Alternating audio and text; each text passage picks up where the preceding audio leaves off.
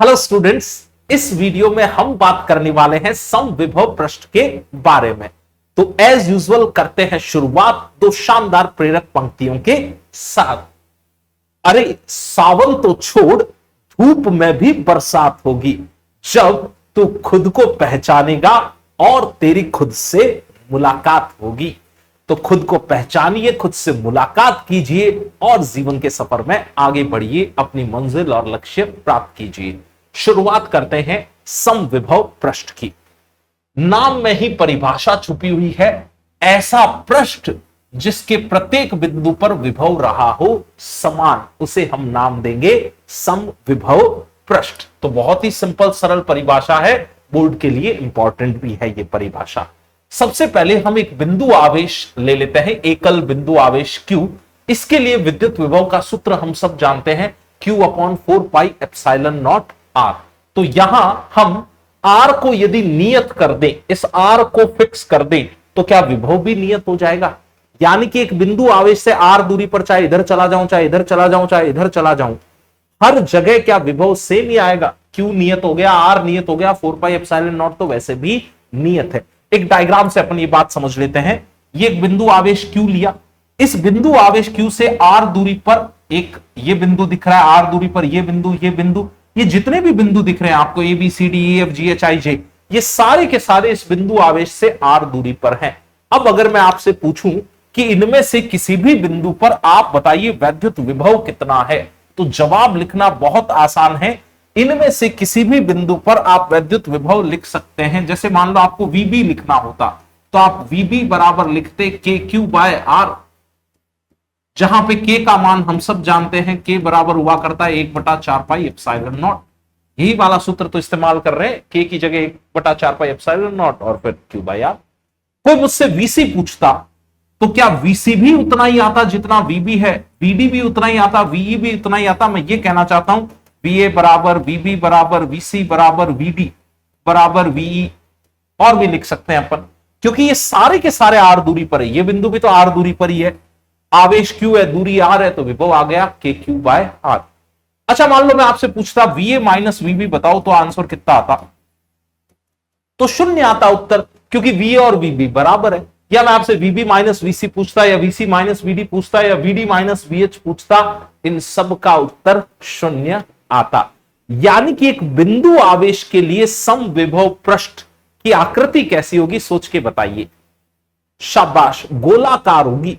बिंदु से R दूरी पर यहां त्रिविमीय आकाश में आप सोच सकते हैं, इस गोले के पृष्ठ पर सब जगह विभव क्या रहा होगा, समान रहा होगा, KQ/R KQ/R KQ/R। ठीक है, चलिए बढ़ते हैं इससे अपन आगे। तो किसी एकल आवेश के लिए जो समविभव पृष्ठ होते हैं वो गोलीय पृष्ठ होते हैं, ये बात हमें याद रखनी है। और इस गोले के केंद्र पर वो बिंदु आवेश स्थित होता है।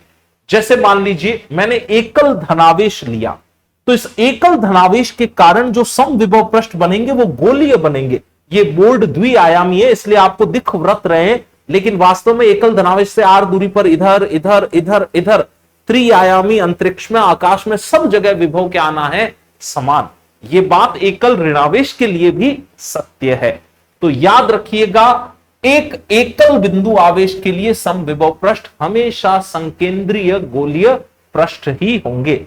ये धनावेश के लिए दिखा रखे हैं और ये ऋणावेश के लिए, ये गोल से पृष्ठ यहां हमने वृत्त से दिखा रखे हैं।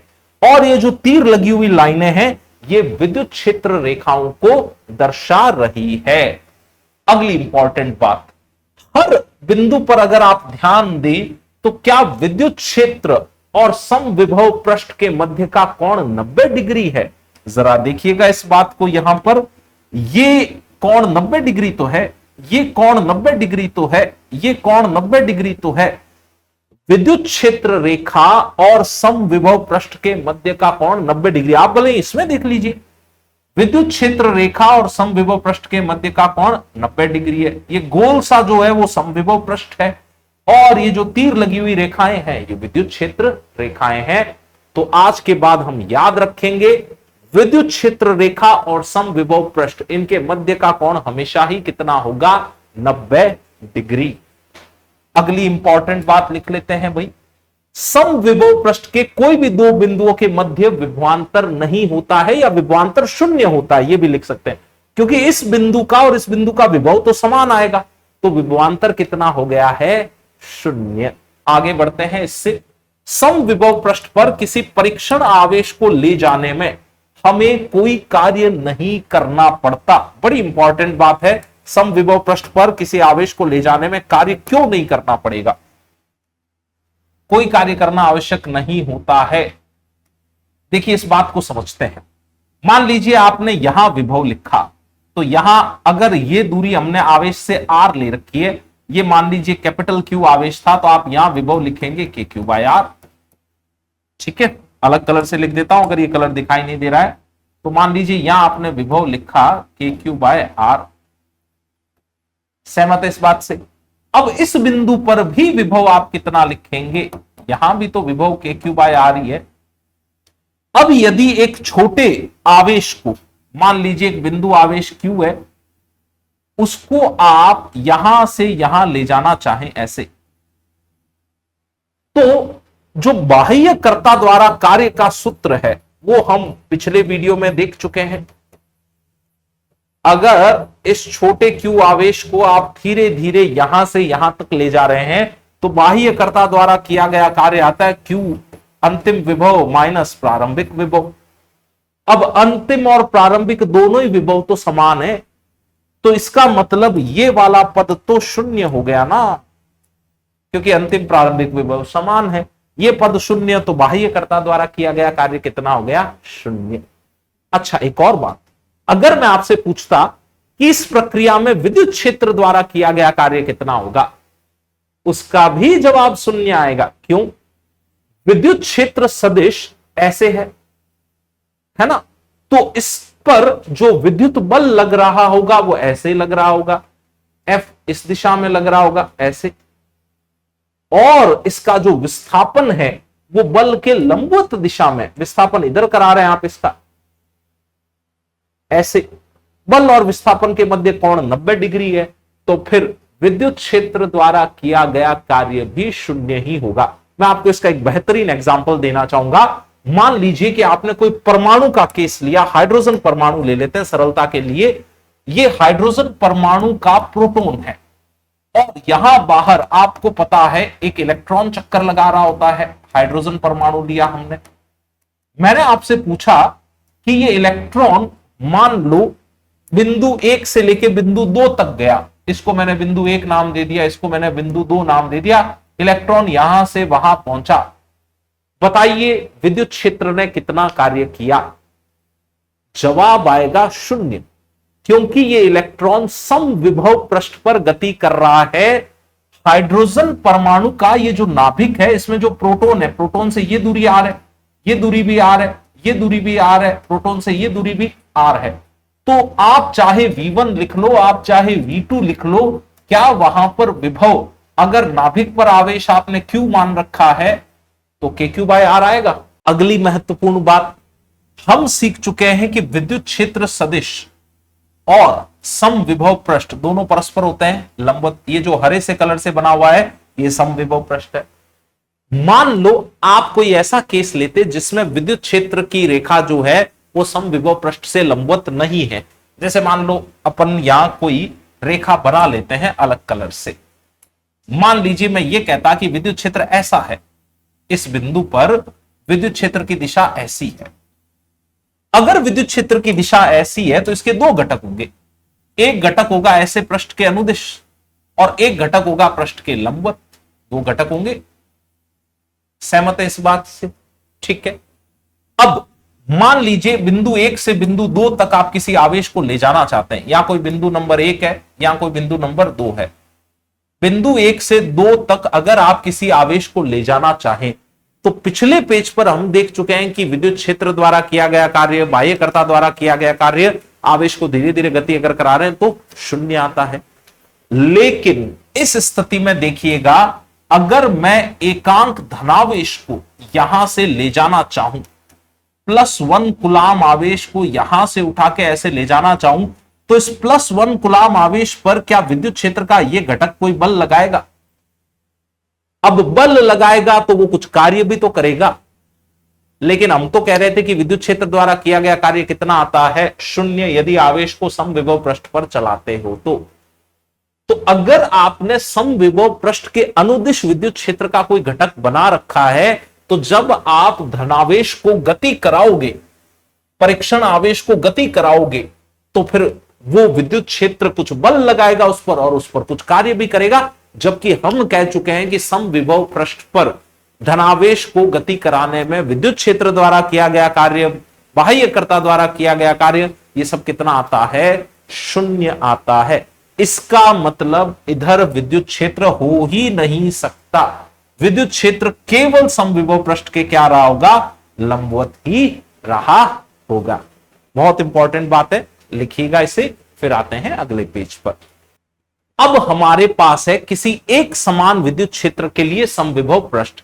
आप देखिए विद्युत क्षेत्र इस दिशा में समरूप है, तो इसके लिए समविभव पृष्ठ ऐसे समतल होंगे जो विद्युत क्षेत्र के कैसे हैं, लंबवत। ये बात मैं आपको वैसे सिंपल डायग्राम बना के भी बता देता हूं, एनसीईआरटी में ऐसा डायग्राम दिया गया है। मान लीजिए कि समरूप विद्युत क्षेत्र इधर है, ऐसे ये समरूप विद्युत क्षेत्र है, तो समविभव पृष्ठ जो होगा वो इसके लंबवत समतल होगा, ऐसे ऐसे। ये जो पीले कलर से बनाए हैं ये है समविभव पृष्ठ। लिखिए इसे, फिर देखते हैं अगली इंपॉर्टेंट बात। अब हमारे पास है दो सर्वसम धनावेशित कणों के लिए कुछ समविभव पृष्ठ। तो ये डायग्राम आपको याद रखना है। अच्छा याद रखिएगा, दो समविभव पृष्ठ कभी एक दूसरे को काट नहीं सकते। देखिए यहां कोई भी दो पृष्ठ एक दूसरे को काट नहीं रहे हैं।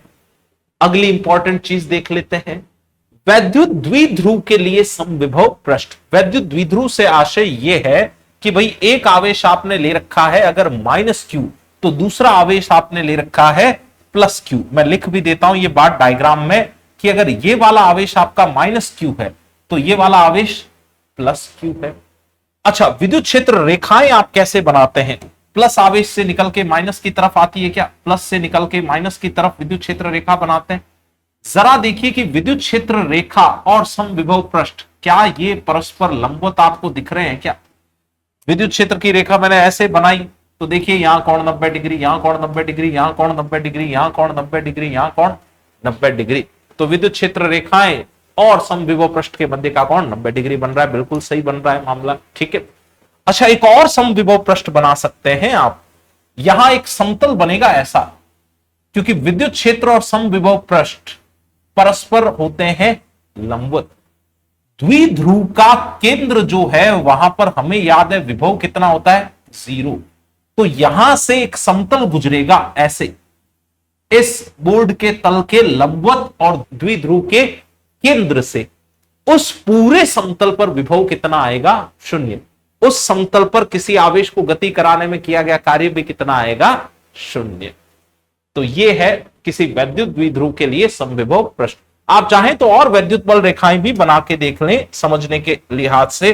जैसे मान लीजिए एक वैद्युत बल रेखा प्लस से निकाल के आपने माइनस में ऐसी कुछ बनाई। अब आप ये देखेंगे कि विद्युत क्षेत्र की रेखा और समविभव पृष्ठ इनके मध्य का कोण हमेशा कितना बन रहा है, 90 डिग्री बन रहा है।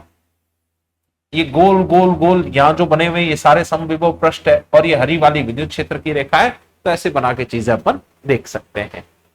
वापस से मैं एक डायग्राम लेके आया हूं। इसमें ये जो काले कलर से दिखाई हुई है ये तो है विद्युत क्षेत्र की रेखाएं, और जो ग्रीन कलर से दिखा रखे हैं ये है समविभव पृष्ठ। इसके अलावा ये जो सीधी रेखा दिखा रखी है ये है समतल जो विद्युत द्विध्रुव के केंद्र से गुजर रहा है और इस बोर्ड के तल के लंबवत है। इस पूरे समतल पर विभव कितना है, 0। और आप कहीं भी ध्यान से देख लीजिए कि समविभव पृष्ठ और विद्युत क्षेत्र सदिश के मध्य कोण कितना है, आपको सब जगह 90 डिग्री का कोण ही दिखाई देगा। कहीं भी चेक कर लीजिएगा आप ये बात, ओके। एनसीईआरटी में ये एक बड़ा शानदार प्रश्न दे रखा है कि आपने दो बिंदु आवेश ले रखे हैं, 2 माइक्रोकुलाम तथा -2 माइक्रोकुलाम। तो इस निकाय के समविभव पृष्ठ को पहचानिए और इसके प्रत्येक बिंदु पर विद्युत क्षेत्र की दिशा बताइए। यह सवाल आपके पिछले डायग्राम से बहुत आसानी से हो जाएगा, कैसे?